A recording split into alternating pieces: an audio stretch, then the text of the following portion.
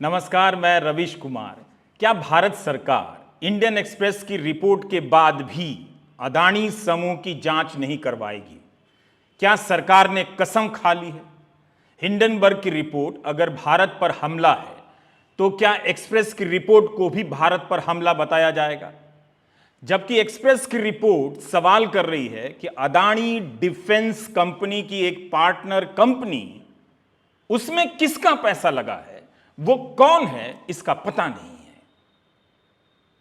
आप सोचिए, कोई भी कंपनी जो मॉरिशस से चलती हो अपना पैसा एक ऐसी कंपनी में लगाती है जिसका एक बड़ा साझीदार अदानी डिफेंस है, और उस पैसे का मुनाफा किसे जा रहा है इसकी जानकारी भारत में किसी को नहीं है। क्या यह रक्षा के क्षेत्र में संभव हो सकता है? होना चाहिए।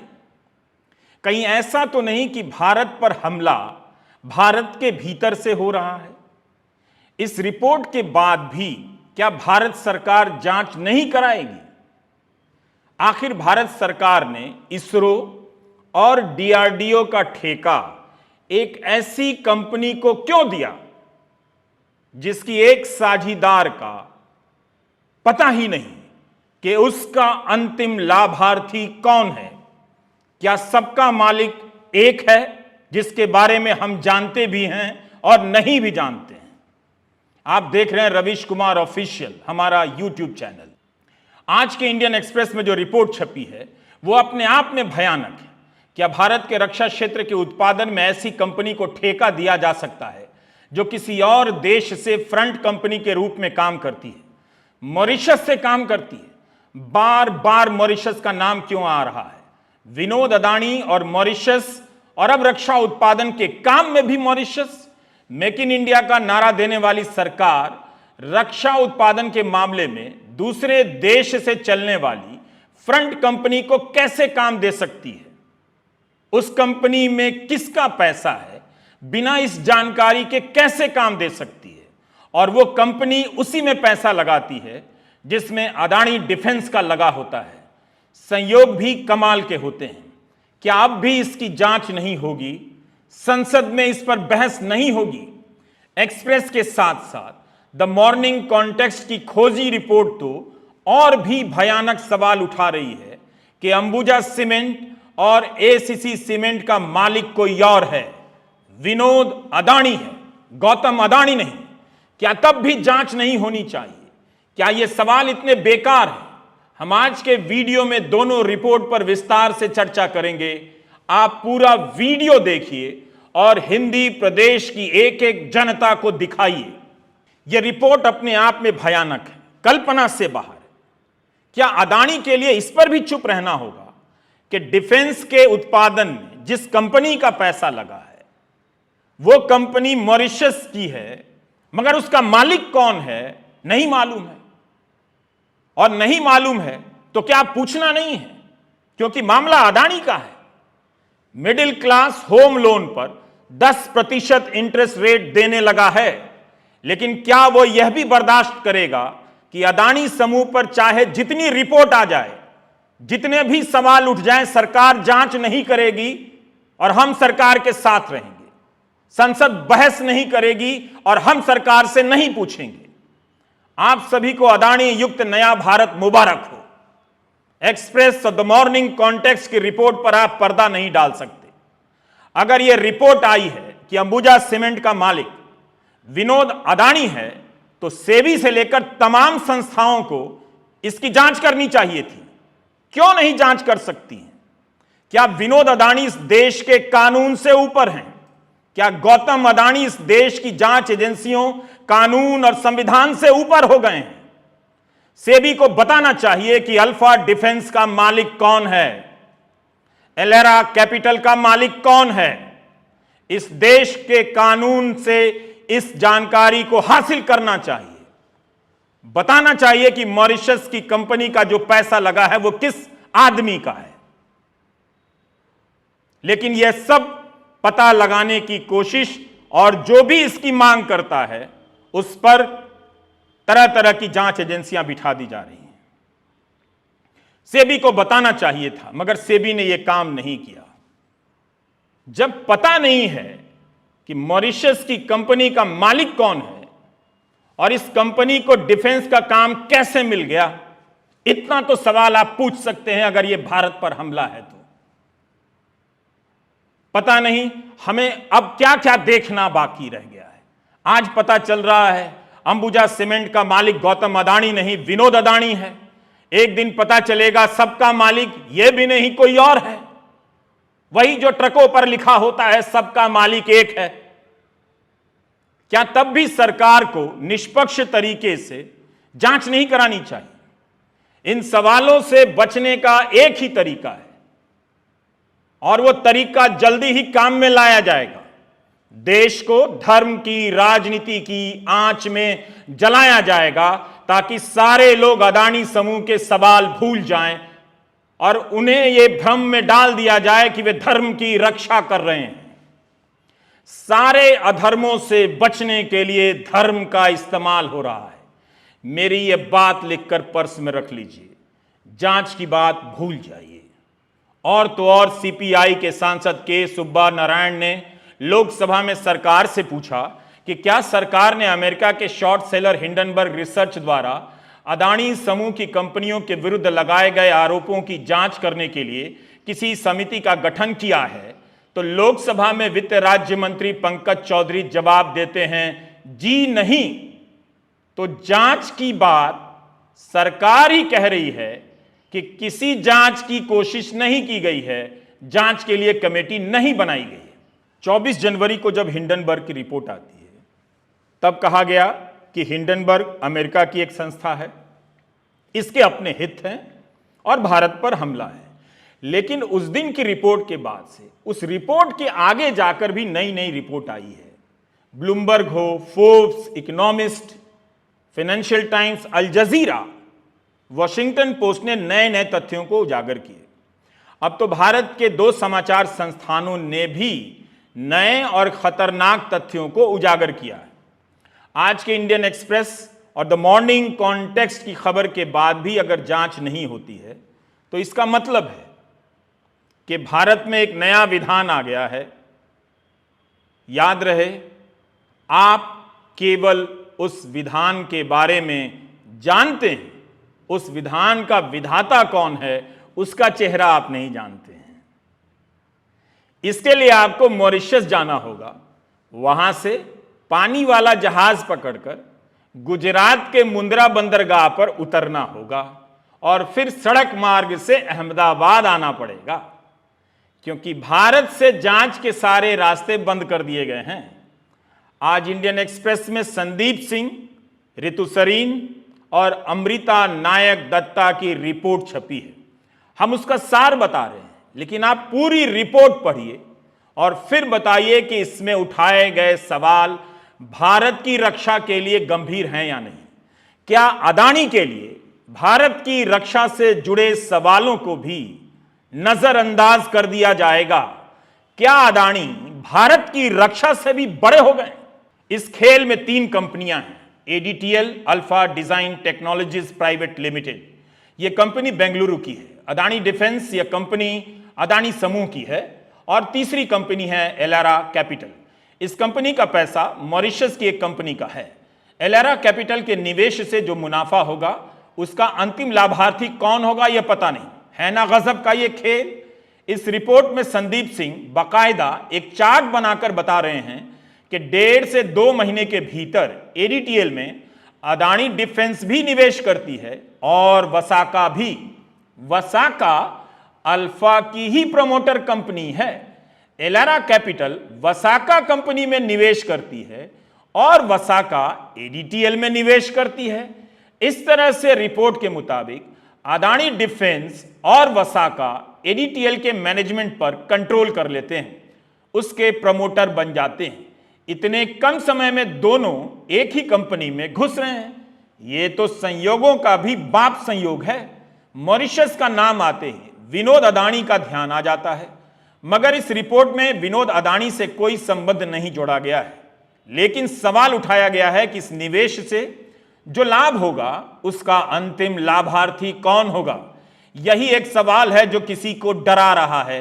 अगर डर नहीं लगता तो सरकार संयुक्त संसदीय समिति से जांच की बात मान लेती। इंडियन एक्सप्रेस की रिपोर्ट को समझना सभी के बस की बात नहीं है, मगर मुश्किल नहीं है। अगर आप ध्यान से पढ़ेंगे तो तीनों रिपोर्टर ने बेहद सरलता से इस खेल का पर्दाफाश कर दिया है। इसरो और डीआरडीओ के साथ कोई कंपनी करार करे, उस कंपनी में ऐसी कंपनी का पैसा हो जो विदेश से आता हो, मगर विदेश में किसका पैसा है वो भारत सरकार को पता ही ना हो। ये तो हद हो गई। तभी प्रधानमंत्री ने कहा कि जिन्हें गैस का सिलेंडर दिया है, प्रधानमंत्री आवास योजना के तहत आवास दिया है, उनसे पूछना होगा। संसद में कहा इन लोगों को कैसे पता होगा कि सिलेंडर देकर इसरो और डीआरडीओ का ठेका उनको दे दिया जिनका पता ही नहीं है। उस लाभार्थी का नाम प्रधानमंत्री को मालूम है जिन्हें सिलेंडर दिया है, मगर उस लाभार्थी का नाम प्रधानमंत्री को नहीं मालूम है जिसका पैसा एक ऐसी कंपनी में लगा है जिसे इसरो और डीआरडीओ ने ठेका दिया है। अब आप इस खेल को ठीक से समझ रहे होंगे। अदानी समूह ने इंडियन एक्सप्रेस को जवाब दिया है, मगर इस सवाल का जवाब नहीं दिया, अंतिम लाभार्थी कौन है। सबसे बड़ा सवाल यही है। एक्सप्रेस की रिपोर्ट का मूल सवाल यही है कि एलेरा कैपिटल ने जो वसाका में निवेश किया है वो किसका पैसा है। क्या अब पाकिस्तान या चीन का डर नहीं, इसी डर के नाम पर जांच करा लेते संयुक्त संसदीय दल से, समिति से। हम धीरे धीरे इंडियन एक्सप्रेस की रिपोर्ट के बारे में बता रहे हैं, मॉर्निंग कॉन्टेक्स्ट की रिपोर्ट के बारे में भी बताएंगे। आप इस पूरे वीडियो को इत्मीनान से देखते जाइएगा। 2020 में रक्षा मंत्रालय के साथ एडीटीएल यानी अल्फा का 590 करोड़ का करार हुआ। इस पैसे से पेचोरा मिसाइल और रेडार सिस्टम को उन्नत किया जाना है। एक्सप्रेस की रिपोर्ट के अनुसार एडीटीएल के दो मालिक हैं, एक गौतम अदानी और दूसरा एलारा। एलारा का मालिक कौन है पता नहीं। एक्सप्रेस ने लिखा है कि एलारा इंडिया अपॉर्चुनिटीज फंड एक वेंचर कैपिटल फंड है जिसे एलारा कैपिटल संचालित करता है। एलारा इंडिया मॉरिशस में पंजीकृत है। यह मॉरिशस में रजिस्टर्ड उन 4 बड़ी कंपनियों में से है। एलारा कैपिटल ने अदानी समूह की कंपनियों में पैसे लगाए हैं। पिछले 3 साल में एलारा ने अदानी समूह की कंपनियों में अपनी शेयर होल्डिंग काफी कम की है। उसके बाद भी उसकी होल्डिंग का मूल्य 9,000 करोड़ के आसपास है। इंडियन एक्सप्रेस की यह रिपोर्ट बेहद खतरनाक खेल को उजागर कर रही है। एक ऐसा खेल जिसके लिए देश की रक्षा को दांव पर लगाया जा रहा है। राहुल गांधी ने इस बारे में भी सवाल किया था। प्रधानमंत्री नरेंद्र मोदी से पूछा था कि रक्षा कंपनियों में किसका पैसा लगा है, ये पैसा आ कहां से रहा है। क्या प्रधानमंत्री नरेंद्र मोदी राहुल गांधी के सवालों का सामना नहीं कर पा रहे हैं?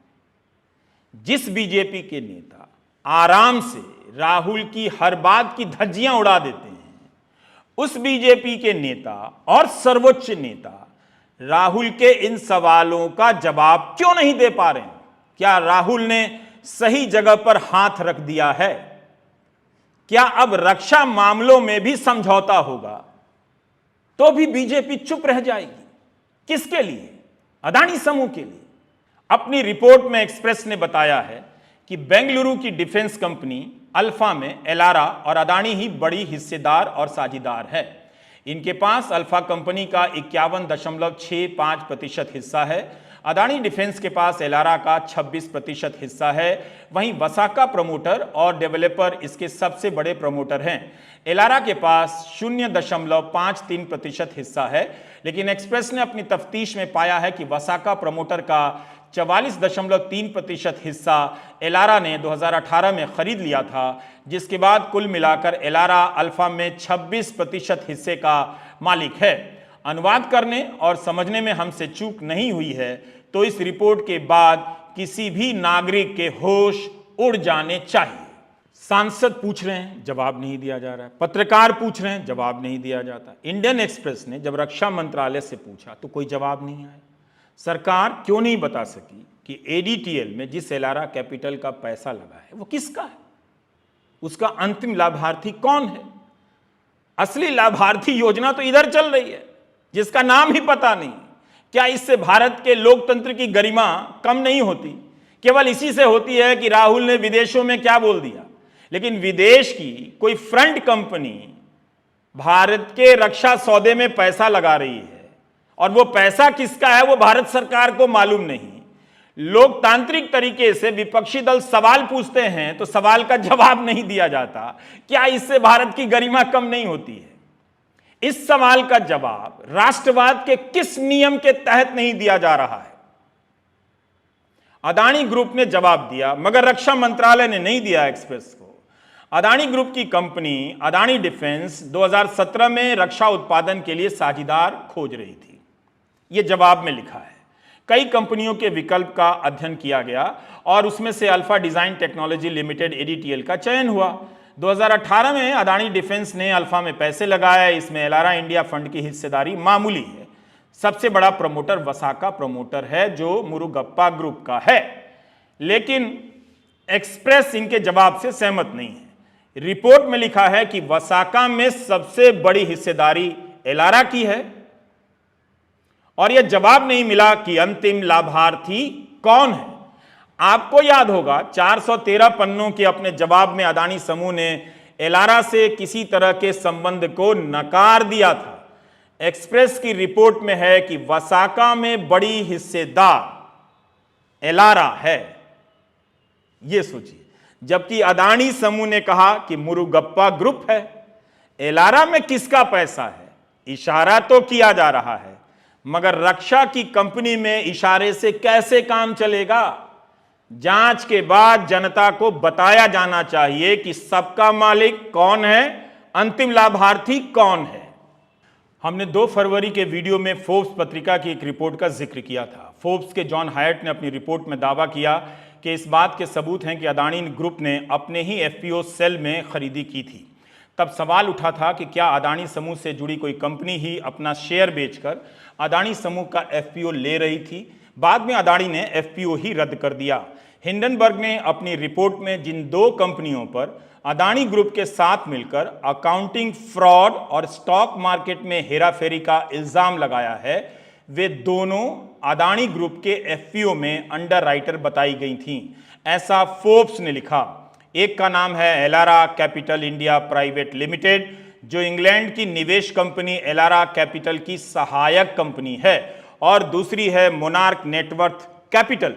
हिंडनबर्ग ने लिखा है कि एलारा के एक फंड के पास कथित रूप से अदानी समूह में $3 अरब के स्टॉक हैं। इसी एलारा कैपिटल के निदेशक पद से इंग्लैंड के पूर्व प्रधानमंत्री बोरिस जॉनसन के भाई जो जॉनसन ने इस्तीफा दिया था। जो जॉनसन एलारा कैपिटल के निदेशक थे।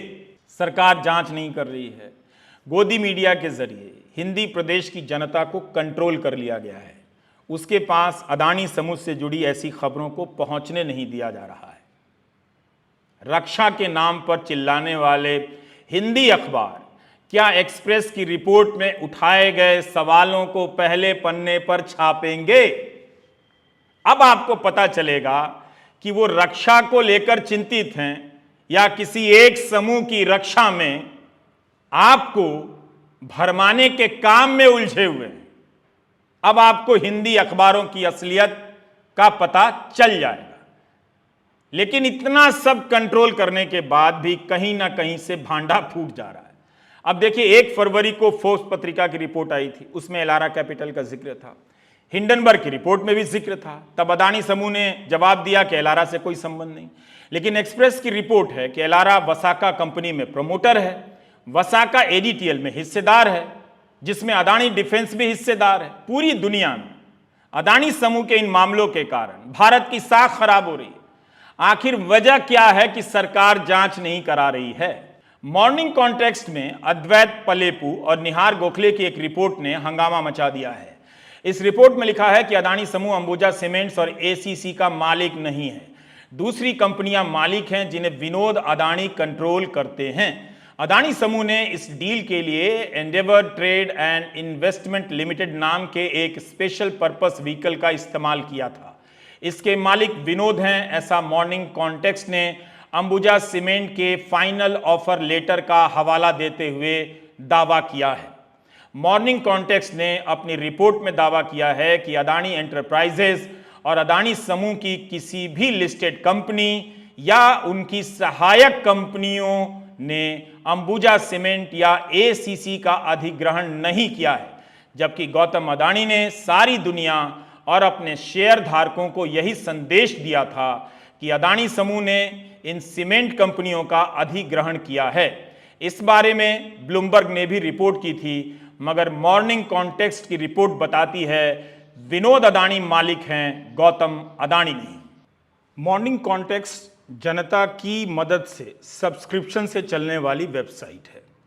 ये लोग खतरे उठा रहे हैं, लेकिन जिस गोदी मीडिया को जनता के पैसे से विज्ञापन दिया जाता है, बाजार अपने पैसे से विज्ञापन देता है, वो गोदी मीडिया इनके उठाए हुए खतरे को आगे भी नहीं बढ़ाता है।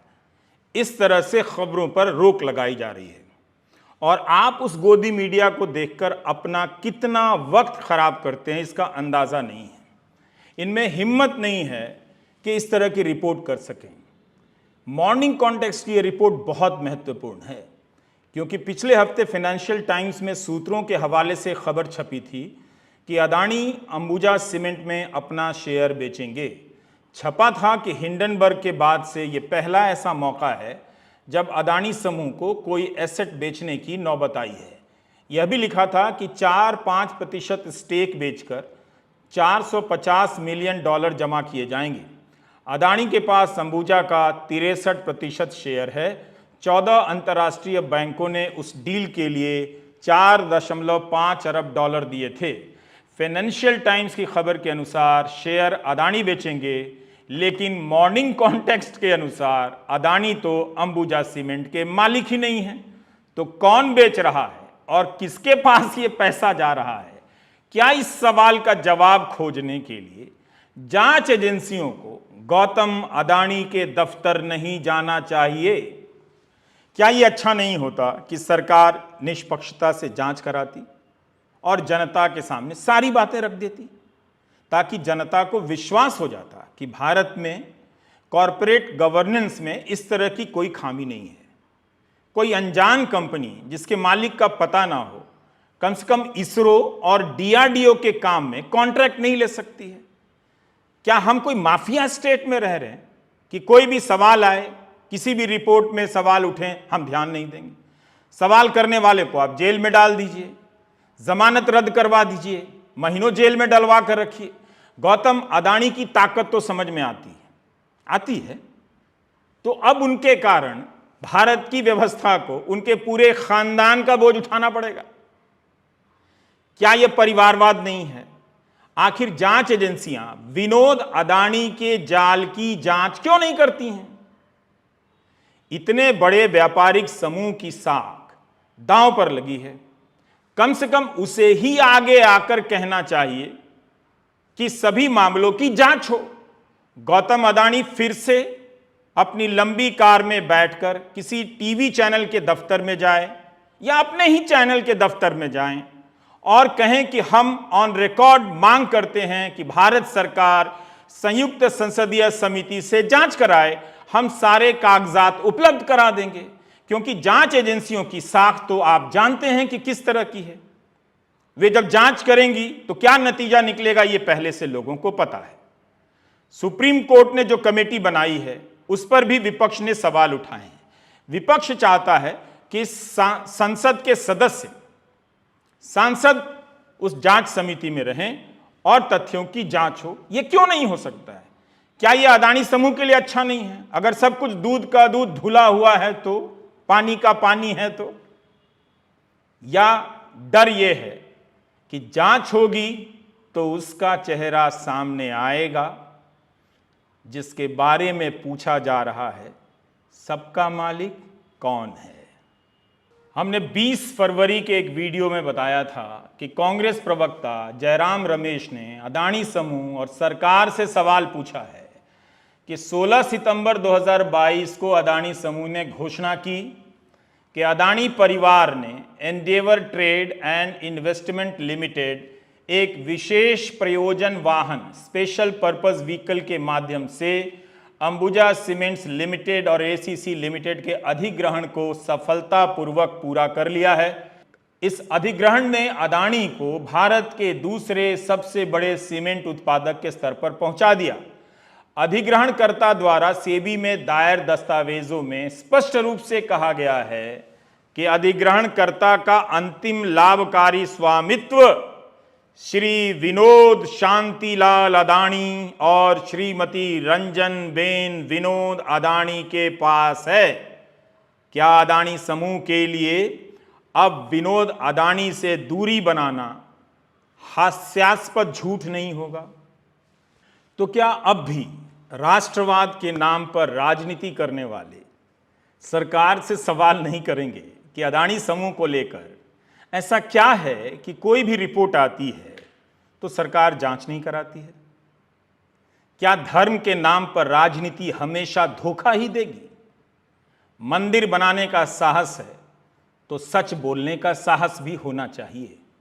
क्या हमारा धर्म इतना कमजोर करता है कि सवाल उठे तो भाग जाएं और पूछने वाले का गला दबा दें, उसके पीछे जांच एजेंसियां लगा दें?